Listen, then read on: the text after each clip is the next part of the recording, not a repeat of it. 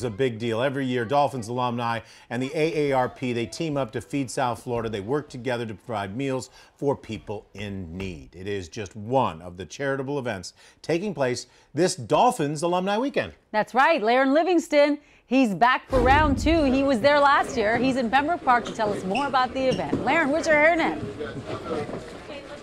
Don't need my hairnet today because all this food is already prepackaged and ready to go, so you're welcome and thank you. But you mentioned the alumni, and I have one of the greats right here. Dan Marino tossed to this guy a lot. This is Mark Clayton, and he actually lives in Houston now, my home state of Texas, but you fly in once or twice a year for these events. Why?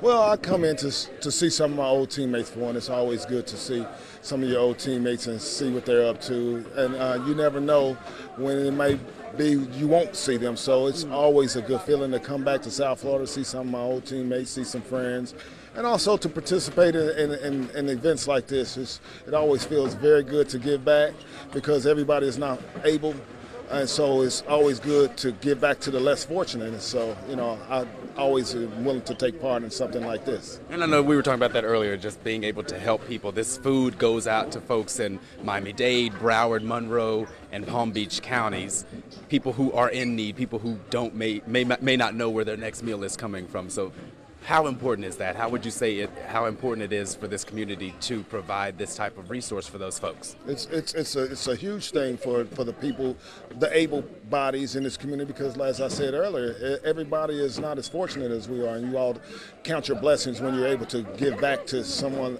that is not as fortunate as you are.